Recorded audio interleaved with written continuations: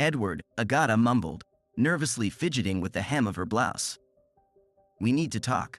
Edward barely glanced at his wife over the newspaper he was holding up like a shield. Sure, Agata, he replied with feigned nonchalance. What's up? Agata exhaled sharply, her patience clearly wearing thin. Put down that damn paper for a minute and listen to me, she snapped, her voice trembling with barely contained anger. Edward reluctantly lowered the newspaper, but his thoughts were still far away. He was pondering the upcoming Manchester United versus Liverpool match. Yes, dear, Edward mumbled, folding the newspaper on his lap but continuing to grip it tightly like a lifeline. Agata stared at her husband with a piercing gaze. Last month, she began, her voice quiet but firm. Edward tried to feign innocence. And what happened? He asked, trying to keep his voice casual. It was hot, Agata replied, not taking her eyes off her husband.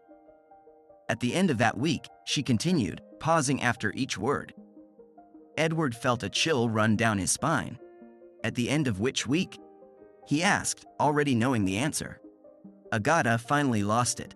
You know damn well which weekend I'm talking about. She burst out. The weekend when you and your 3 idiot friends went on that stupid, moronic so-called made-up fishing trip for babies. The newspaper fell from Edward's hands as he realized the gravity of the situation. Oh, that weekend, he mumbled, trying to collect his thoughts. I know, she whispered, her eyes narrowing. Edward felt his heart start to race. What do you know? He asked through gritted teeth.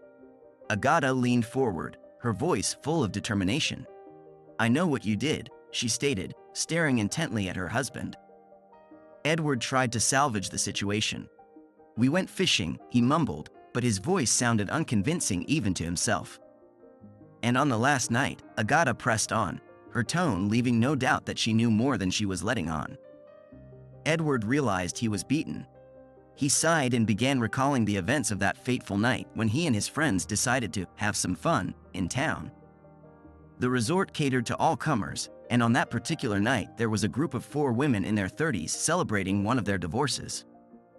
Edward and his friends weren't even sure which one was which, as they all seemed to be wearing wedding rings when they approached their table. Hey there, handsome. Mind if we join you? The blonde asked with a grin. Sure thing, ladies. The more the merrier, Mike replied, pulling up some chairs. So what brings such good-looking guys to our neck of the woods? The blonde inquired, sitting down next to Mike.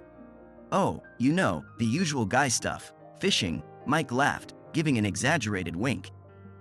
Well, looks like you've caught something more interesting than fish tonight, the blonde replied playfully. What do you plan to do with your catch? To everyone's surprise, Mike stood up without hesitation, took the blonde's hand, and left, leaving his friends slightly bewildered. Oh, that Gloria, always the first into battle, the slender brunette giggled. She's such a firecracker. Well, Mike's single, so he can do what he wants, Nick remarked, trying to justify his friend's behavior. Does Gloria's husband know that? The plump woman asked with mock indignation, eliciting another burst of laughter. The conversation was becoming increasingly flirtatious, and soon the red-headed beauty who had been flirting with Edward suggested, "Why don't we continue this party at our hotel? I promise it'll be interesting." Despite their inner doubts, the men agreed. Within minutes, they were walking in pairs towards the women's hotel. Guys, let's make it quick, okay? Half an hour max, Edward whispered to his friends when the women were out of earshot. Agreed, Ted nodded. I'm in, Nick concurred. However, their good intentions dissolved in an alcoholic haze, and the next morning, the 3 friends left the hotel with feelings of guilt and remorse. At the time, Edward didn't know that he would soon be face to face with his angry wife Agata. So how was your last night? She demanded. What do you mean? Edward tried to evade. Those 4 girls you picked up. Want to tell me about them? Agata, listen. No, you listen. I know about the redhead. Did you sleep with her? Realizing it was pointless to deny it, Edward decided to confess. We drank a lot. I'm not denying something happened, but I don't remember the details well. So you admit it? You spent the night with her? Not exactly. Yes, we fooled around, but I was so drunk that it ended quickly, and we just fell asleep. And in the morning? In the morning, she didn't seem as attractive to me. And that's supposed to make me feel better? Agata asked coldly. I'm not proud of what happened, Agata. I love you and our marriage. I'll do anything to fix this. Agata was silent, staring intently at her husband. Finally, she said, Don't think you're getting off so easily. I'm meeting with the other wives tonight. We'll discuss how to make you pay for this. Agata, please don't do anything stupid, Edward pleaded. We'll see, she retorted, leaving her husband in despair and uncertainty. Given how long it usually took Agata to get ready, she returned surprisingly quickly. She looked stunning, and in that light dress, she seemed vulnerable and, even worse, frighteningly available. Don't do this, Agata, Edward repeated his warning, his voice trembling with anxiety. Agata laughed coldly. Not so nice when the tables are turned, is it, you jerk? How does it feel to be in my shoes? I didn't plan this, Agata, Edward tried to justify himself. It just happened because we drank too much. I'm not planning anything, honey, she smirked, her voice dripping with sarcasm. I'm just going out for drinks with the girls, but who knows what might happen if I drink too much. Maybe I'll accidentally do something stupid too. Edward shut his mouth, not wanting to get dragged in further. There was nothing more he could do about it, and deep down he reluctantly admitted that he wasn't in a position to complain much. He didn't think she would actually do anything stupid, and her threats were her way of punishing him. All right, I could agree with that, he mumbled, giving in. Agata seemed to be just getting started. Wash the dishes while I'm gone, she snapped at him. Yes, dear, Edward replied submissively. Clean up the mess you made in the living room. Yes, dear. The washing machine needs to be unloaded. Yes, dear. There's a pile of laundry in the kitchen that needs ironing. At this point, Edward couldn't take it anymore. Are you taking the piss out of me? You might prefer that to some of my other ideas. Agata almost screamed at him, her temper really boiling over by then. I'll think about it. Edward reluctantly backed down. Agata left without another word, leaving Edward very unhappy. 10 minutes later, the phone rang. Edward picked up. Hey, Edward. It's Ted, came the voice on the other end.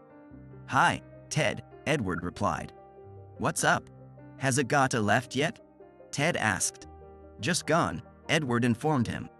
What about Kim? Barely what you'd call a stormy exit, mate. I thought she was going to try out the bread knife on me.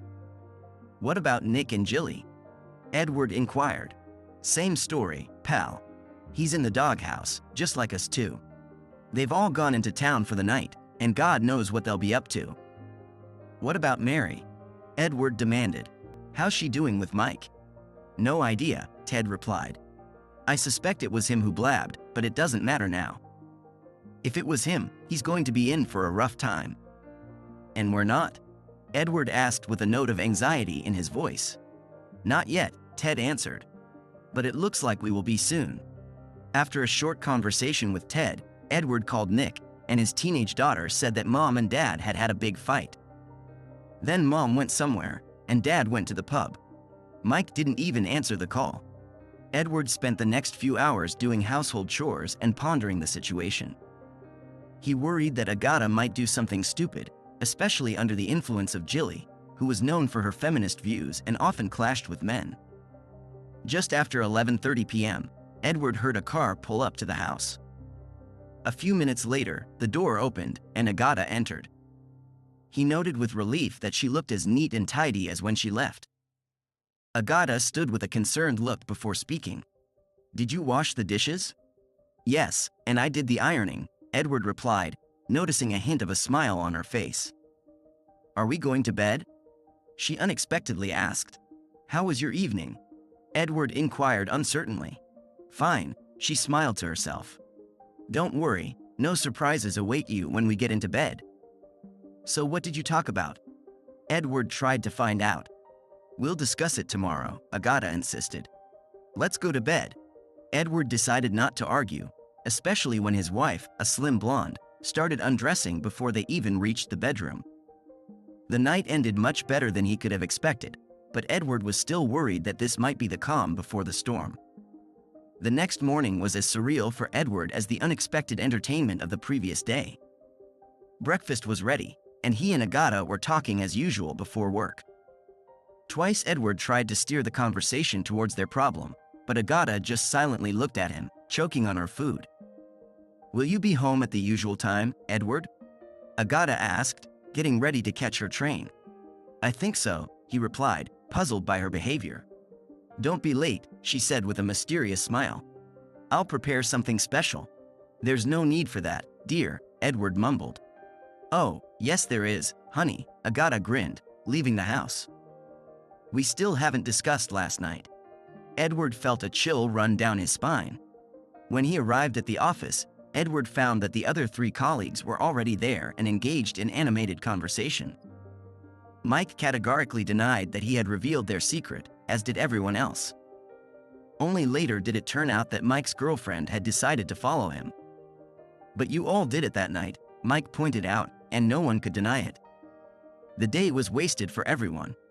No one could shed light on what their wives had been up to the previous night, what they had discussed or planned. Edward returned home at his usual time, where he was greeted by an alarmingly friendly Agata with a kiss on the cheek. He sat down to his favorite dinner with a bottle of good claret. "I suppose you want to know what we were up to last night." Agata dropped the bombshell as she returned with a second bottle of wine. "I'm quite curious," Edward replied nervously. "What would you say if I told you we picked up 4 handsome guys, went back to their hotel, and let them entertain us stupidly?" Edward's face turned pale. "I'd hope you're not telling me the truth," he replied grimly. Agata laughed. "Don't worry, we didn't do that. We were hit on several times, but we just talked and made plans." "Plans?" Edward echoed, feeling the tension rising. "Yes, honey. We all discussed how we're going to work this off. You know, all 4 of us are going to even the score." Edward jumped up, knocking over his chair. "Listen, Agata," he growled. "If you think I'm going to put up with you hitting on guys in bars, you'd better think of something else." "That's not the plan," Agata calmly replied. "All you need to know is that it will happen. Just once, and then we'll be even." "As if nothing happened?" Edward asked incredulously. "It might be difficult," Agata agreed. "But if you try, I'll try too." "There must be another way, Agata," Edward pleaded. But there was no other way. The 4 women had discussed everything, and Agata was adamant. Either Edward would accept it, or he would leave. Days went by, and Edward convinced himself that Agata's threat was just a bluff. Life seemed to return to normal. One evening, Edward decided to clear the air. "Is everything all right between us now, dear?" he asked. "I think so, Edward," Agata smiled. "It's just so nice to get back to how things were before." "Certainly," Edward happily agreed, hugging her. "I'm so glad you didn't have to follow through on your threat." Agata tensed in his arms and looked away. "What's wrong?" Edward asked, feeling his heart sink. "Nothing," she replied too quickly. "You're telling me." Edward stammered. "I'm not telling you anything," Agata mumbled. "For God's sake, woman." Edward exploded. "Did you do it? Were you with another man?" "I told you," she snapped. "You don't know when or with whom." "Damn it, Agata!" Edward shouted. "You can't do this to me." "Sorry, honey, but I already did," Agata replied, destroying his last hopes. An enraged Edward stormed out of the house and headed to the local pub, calling Ted on the way. "Well, Ted," he greeted his friend, handing him a pint of beer. "Agata and I had a little chat tonight, and you'll never guess what she told me." "I think she fooled around with someone else," Ted stunned him. "You know?" Edward exclaimed, spilling his beer. "What about Kim? Jilly?" "They did too," Ted replied indifferently. "And that doesn't bother you?" Edward wondered. "What can we do?" Ted shrugged. "Better to just leave it be and move on." Edward was shocked by his friend's indifference, but couldn't help but agree that they had no choice. Life seemed to return to normal, incredibly normal, as it turned out. Edward felt like nothing had happened, until he tried to talk about it with Agata, then she would shut him down. When he tried to discuss it with Ted, Nick, or Mike, they brushed him off too. Everyone, it seemed, wanted to pretend nothing had happened. After some thought, Edward decided it was best to follow their example. This didn't mean he wasn't curious about who his wife had slept with. He had bouts of jealousy when he saw her talking to an unfamiliar man. Edward understood that 3 or even 4 women were unlikely to do this with someone they all knew, too risky. On the other hand, he couldn't imagine Agatha or Jilly picking up strangers in a bar. Kim, maybe, Mary, no problem, but not Jilly and certainly not his Agatha. The more Edward thought about it, the more likely it seemed that Mary had introduced them to one of her young male friends, or maybe even several. Perhaps one lucky bastard had managed to entertain all 4 of them. Edward tried to forget about it, but the thoughts continued to gnaw at him from the inside, like a festering wound. After a couple of months, he could no longer contain himself. One day, Agatha couldn't take it anymore. "What the hell is wrong with you, Edward? You've been like a bear with a sore head all week." Edward glared at her. "You know damn well what's wrong with me." "Not this again." Agatha tried to brush it off. "You got what you deserved, and now we're even." "Okay, maybe I deserved it, and maybe we're even," Edward insisted, "but not knowing who it was is eating me up, Agatha." Agatha seemed to be explaining for the 100th time. "I told you, honey. You'll never know when or with whom, and I'm not going to change my mind." Edward, barely holding back tears, pleaded, "But you don't understand what it's like, Agatha. Every time I see you talking to another man at a party or somewhere else, I wonder if it was him. Several times I've had to restrain myself from coming over and hitting the guy you were talking to." Agatha replied sympathetically, "My God, you're really serious about this, aren't you?" "I'm sorry, honey, but I just can't tell you. All I can say is that it was only once, and it will never happen again. If it makes you feel any better, I promise it wasn't anything special." "You didn't enjoy it?" Edward asked hopefully. "I didn't say I didn't enjoy it, Edward, and I wouldn't lie to you," Agatha answered honestly. Edward grumbled, "And that's supposed to make me feel better?" "Maybe not right away," Agatha said, "but what you told me about how quickly it ended with that redhead helped me a bit when I thought about it later. So maybe what I've told you will help you too." Edward tried to find relief. "So you're saying it didn't last long?" "I didn't say that, honey," Agatha replied almost reluctantly. "I just said it was pretty ordinary. Nothing special, really. Not as good as when we do it on a good day." "On a good day?" Edward echoed. "Yeah, sorry," Agatha blushed. "Thanks a lot," Edward snapped. He couldn't let it go, even though he wanted to. Edward knew that if he kept it inside, he would eventually explode, and it would destroy their marriage. He even tried to explain to Agatha how serious it was, but she still wouldn't reassure him or even confirm that it wasn't someone they knew, even casually. The only information Edward managed to get out of her was that it wasn't the same guy entertaining all 3 of them, and that Mary ended up leaving and not participating. She and Mike had broken up, so Edward figured there was no point in her doing it. Edward pestered Ted and Nick to such an extent that they got tired of arguing with him. They told him to shut up, get on with his life, and stop trying to ruin their lives. Their words sounded reasonable, probably. But what was gnawing at Edward from the inside wouldn't go away. Most of the time he was calm, but then someone would say something on TV, or one of their clients would mention something that happened on the road, and it all came flooding back. Edward thought about divorce. He thought about finding another woman for entertainment, so he would have his own secret. He thought about various things, but all to no avail. Eventually, in his obsession, Edward started putting 2 and 2 together, realizing that Agatha had never lied to him. From what she had said, he understood that it was a man or men they had met at least once, and also that Mary, Mike's girlfriend, wasn't involved. And then it hit Edward, or at least he had a strong hunch.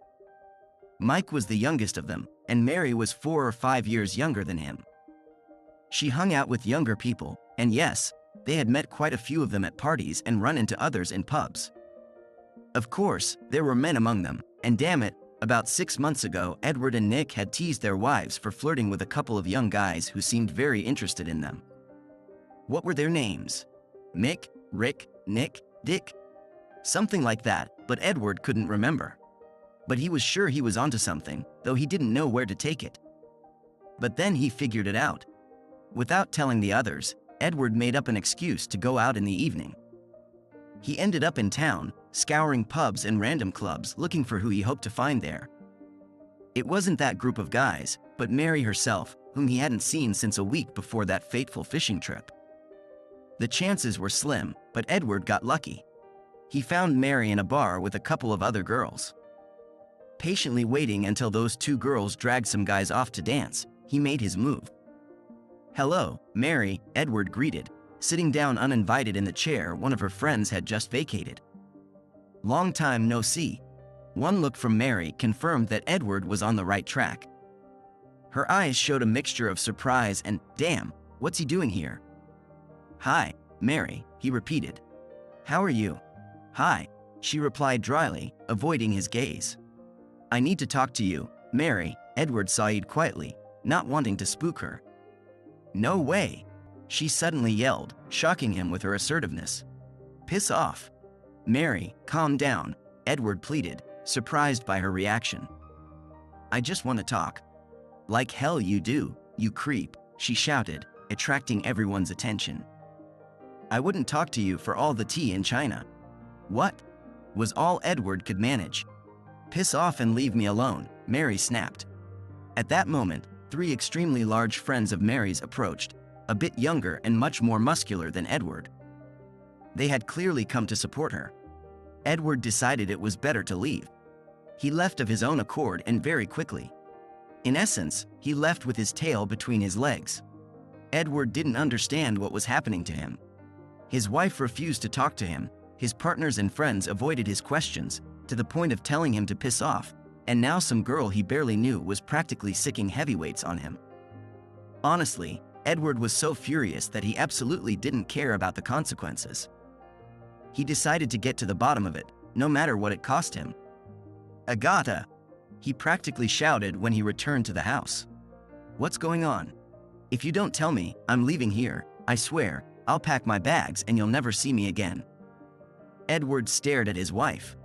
His anger was genuine, his fists clenched, teeth gritted. He meant what he said.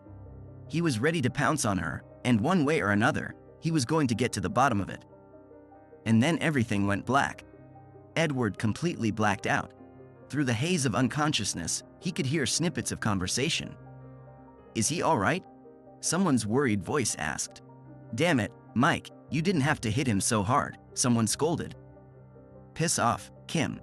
This is your fault as much as anyone else's," Mike snapped. "You piss off. If you three guys had confessed to him, we wouldn't be here," Kim retorted. "Calm down, all of you. He has no idea about anything. We can still get out of this," someone's voice tried to calm everyone down. "Easy for you to say. You're not married to him. You don't have to look him in the eye every damn morning and pretend everything's fine," Agata said bitterly. We agreed, Agata. All six of us agreed. "So where the hell is Mary? Why didn't she play her part?"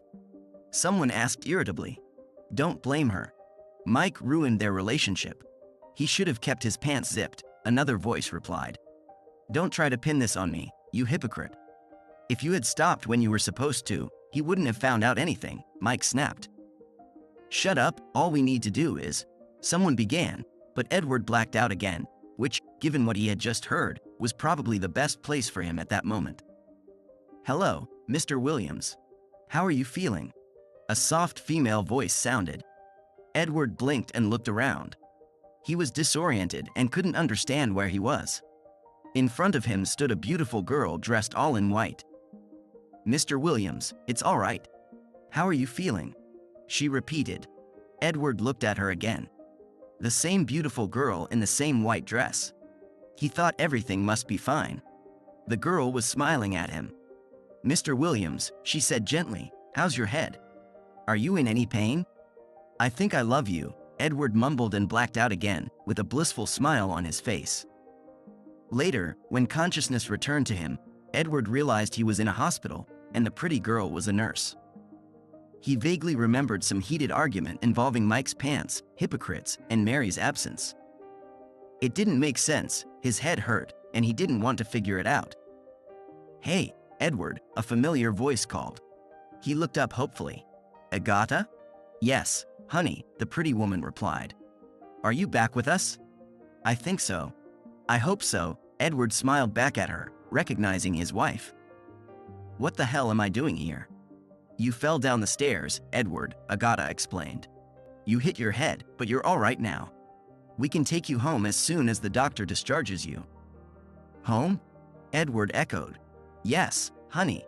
You have nothing to worry about, Agatha assured him.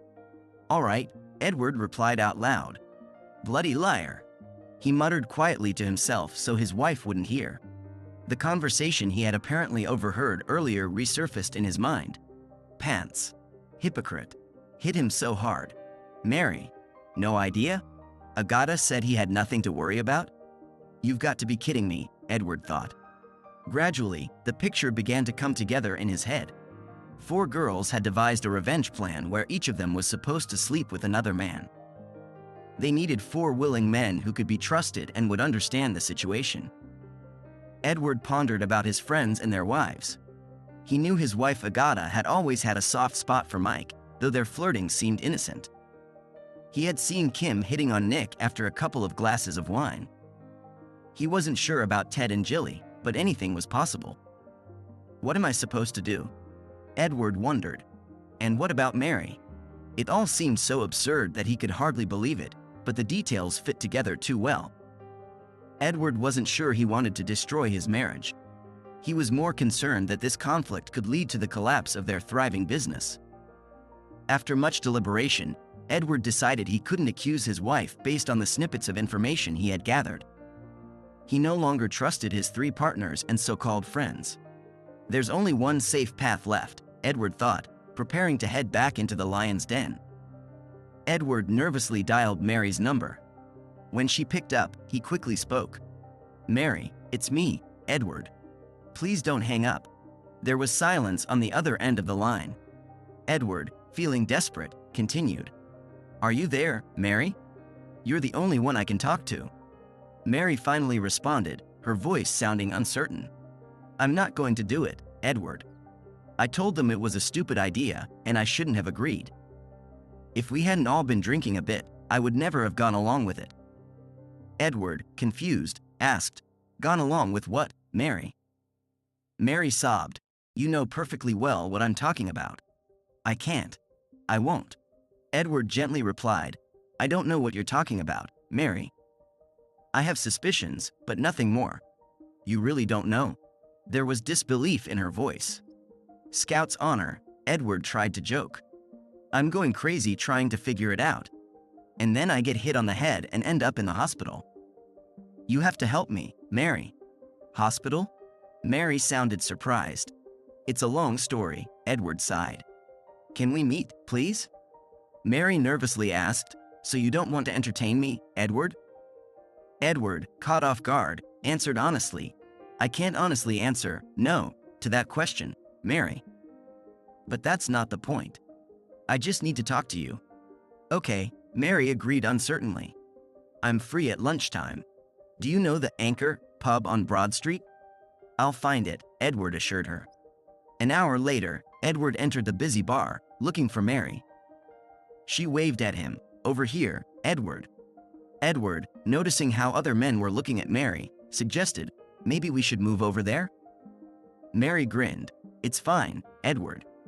It'll brighten up their lunch break, and it won't hurt me. But thanks for offering. That was sweet of you. Getting down to business, Mary asked, So what do you want to know? What do you already know? Edward replied, Only that my wife, all 3 wives slept with someone else, and I suspect I'm the only husband not involved in this. Mary confirmed, I think you've got one. You were left out because I chose you, but you chickened out. I tried to talk the others out of it when it dawned on me a bit later what a stupid idea it was. But by then it was too late. One of them rushed to respond. One of them? Edward asked, feeling his stomach tighten. Mary said regretfully, I'm sorry, Edward, it was Agatha. She and Mike didn't waste any time, and I suspect they had a little fling before this. Edward was stunned.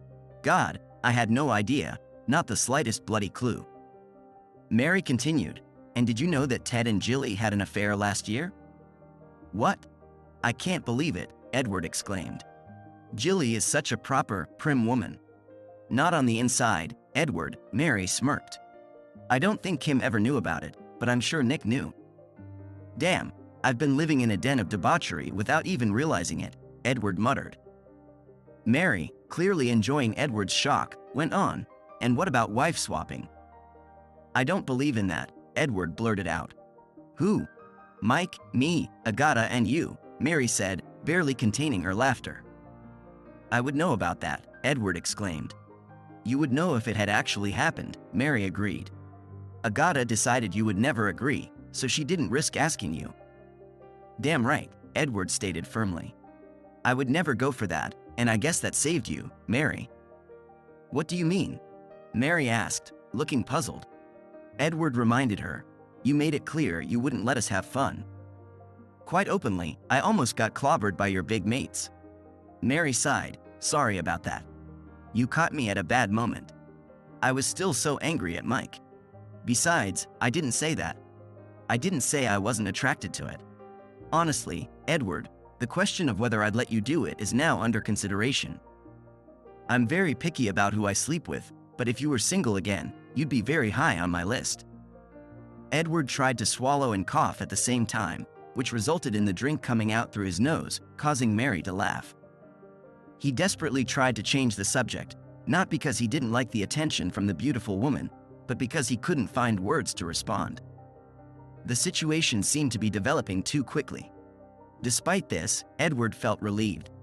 Although he wasn't sure he had gotten all the answers he was looking for, in less than an hour none of it seemed so important anymore, and the future no longer looked so bleak. All this happened right after Edward was discharged from the hospital, fortunately not in the worst condition. His wife Agatha didn't even know he had left, and when she returned from work that evening, she was surprised to see him sitting in the living room. Edward, Agatha exclaimed, seeing her husband. She dropped her bag and rushed over to him. When did you get out? I was just about to come visit you. Today, Edward replied, raising his hand to stop her advance. We need to talk. Of course, honey, Agatha cooed. I've missed you so much. Edward gave her a cold look. Enough to stop fooling around with Mike? Agatha froze in place, her face turning pale. Well, Agatha? Edward repeated, his voice trembling with barely contained fury. Enough to ask him to stop hitting me over the head? Agatha stood staring at her husband in shock. She opened and closed her mouth, but couldn't utter a word. Cat got your tongue, Agatha? Edward continued sharply. How the hell did you think you'd get away with this? The six of you having fun behind your poor, unsuspecting husband and friend's back? It wasn't like that, Edward, Agatha finally sobbed. I swear, it was only with Mike. I promised you it would only be with one man. You also promised me it would only be once, Edward reminded her, his voice full of bitterness. What happened to that promise? How did you? Agatha began, but stopped short, realizing her secret was out. She lowered her head, and the first tears rolled down her cheeks. I more or less figured it out myself, Edward answered her unfinished question. Mary told me the rest. That bitch, Agatha muttered angrily, raising her eyes to her husband again. If she had kept her word, if she hadn't chickened out, none of this would have been necessary. You stupid cow, Edward spat contemptuously. Do you really think I would have agreed to this? Do you really think I would have let that dumb brick Mike have fun with my wife and not gone after him? Nick and Ted agreed, Agatha mumbled miserably. Ted was already fooling around with Jilly, Edward continued, as if it was common knowledge. And Kim had been making eyes at Nick for months. You know about Ted and Jilly? Agatha asked, her eyes wide with shock. And about Nick too, Edward risked, unsure if he actually knew. But how will Kim react when she finds out she was late to the show, that her loving husband knocked up one of her best friends? He continued, watching his wife's reaction. Oh God, Edward, Agatha pleaded, and tears welled up in her eyes again. She doesn't know, she mustn't know. She was the hardest to convince, and if she found out we deceived her, she'd kick Ted out. And rightly so, Edward snapped. An idea was already forming in his head about what to do later that day. What about you, Agatha? He asked, glaring at her. How long were you fooling around with Mike before our fishing trip? I wasn't fooling around with him, Edward, she cried out, tears freely flowing down her cheeks. I swear to you, I wasn't. At this point, Edward had to interrupt his tirade and quickly head to the downstairs toilet to throw up everything into the bowl. His last question only elicited a new flood of tears from Agata, confirming his accusations that she had been doing things for Mike that she claimed not to like doing for her husband. By the time Edward managed to control his sobs and calm his rebellious stomach, he returned to the living room with a heavy heart. He didn't know what to do next, but he understood that sooner or later he would have to announce the end of their marriage. When he got there, Agata was gone. Edward assumed she had gone up to their bedroom to cry her eyes out, seeing her familiar life dissolving before her eyes, but he simply didn't have the strength to climb the stairs to check. Honestly, at that moment he couldn't care less where she was or what she was doing. Edward decided that if he was going to ruin his life, he might as well ruin a couple more. He was lucky that when he called Ted's house, Kim answered. She greeted him cheerfully, as a good friend, which she still considered him to be, but Edward quickly disabused her of that notion. I know, Kim, he stated firmly, ignoring her questions about how he was feeling after the fall. I know I didn't fall, and I know who hit me. I know that you 6 bastards were having fun behind my back, and I know who was fooling around with whom. Oh, Kim mumbled, but then fell silent. I also know something you don't know, Kim, Edward continued, taking a risk. I know that your husband Ted has been having an affair with Jilly behind your back for over a year. I know they were friends with benefits, and I know they set you up with Nick so they could continue their shenanigans without getting caught. That can't be, Edward, Kim wailed. Nick and I only did it twice, and I felt so guilty that I told him it was over. It's over for you, but not for them, Kim, Edward snapped. They've been doing it in Ted's office, in seedy hotels, even in that damn park and in your house, as far as I know, and it's been going on since last summer. I don't believe you, Edward, Kim sobbed miserably, though it was quite obvious that she was starting to believe. Where is he now? Edward demanded. Her silence confirmed that Ted wasn't home. I'll tell you where he is, Kim, Edward continued, desperately trying to come up with a suitable place. They're both in that show home we just finished. You know it's already furnished? You know there's a big double bed there? I know, Kim growled in response. That bastard, and her too, damn them both. This isn't the first time he's strayed, but from what I understand, it's the last. I'm divorcing him, Kim continued to rage. I'll take everything he's got. I'll throw him out of the house. He'll never see his family again. I'll get revenge. That's it. I'll get revenge. Good for you, Edward encouraged her. What about you, Edward? Kim suddenly asked. I need revenge. Don't you want to have some fun with me? Me? Edward was surprised. Yes, you, Edward, she shouted. Agata always talks about how good you are in bed when we complain about our husbands. Edward was stunned by this unexpected turn of events. Thanks, but no, he declined with some reluctance. I really need to sort out my own situation before I get involved with anyone else. All right, she growled. I understand, but promise you'll think about it. I'll definitely think about it, Kim, Edward promised and grinned, realizing that unlike before, he was telling the truth now. Kim was attractive, just a few pounds over normal, but in all the right places. Yes, Kim, Edward thought, hanging up the phone. He would definitely be thinking about that. Edward pondered the situation. 1 down, 4 to go. No, not 5. His anger towards Kim seemed to have subsided somewhat, as she was the least involved of the 6. Plus, her offer couldn't help but soften him. What Edward didn't know yet was that the events he had already set in motion would take on a life of their own. Kim would do his dirty work for him, getting revenge on Nick and Jilly. He had no idea that after their phone conversation, the feisty Kim had grabbed a rolling pin and rushed to the new show home. Edward was unaware that there was a grain of truth in his false accusations about Ted and Jilly's whereabouts. They were indeed there when Kim arrived. They had every right to be in the house, but Kim didn't give them time to explain. She attacked them, knocking Ted down and getting into a fight with Jilly. A random bystander with an iPhone filmed the two women fighting, screaming and swearing. Jilly was bigger, but by the time the police arrived, both were exhausted. The video became a hit on the internet. Jilly's family saw it, and her older brother decided that his brother-in-law was to blame. As a result, the brother ended up in a rehabilitation center, and Nick in the hospital, in a worse condition than Edward had been recently. Edward decided that justice had prevailed, if not for Mike. He returned home to deal with Agata, giving her 24 hours to move out. "We can work this out, Edward," Agata pleaded. Not even half the time had passed when she brought Mike to try to convince Edward to change his mind. Edward used the heptagon and ended up spending 2 nights under arrest while Mike was in the hospital. When Edward returned home, he found that Agata had already moved out. For him, this meant the end of a chapter in his life. Their construction company went bankrupt, and the other 3 had guaranteed the loans before he joined. Sucks, doesn't it? Edward thought. He had lost his source of income, but the divorce was based on his current situation, and Agata's hopes of living off him had crumbled. Edward never accepted Kim's offer. But there were plenty of other fish in the sea. The phone rang. "Hello, Mary," Edward answered with a smile. "I've been thinking about you." "Just thinking?" she asked. "I heard you're getting divorced.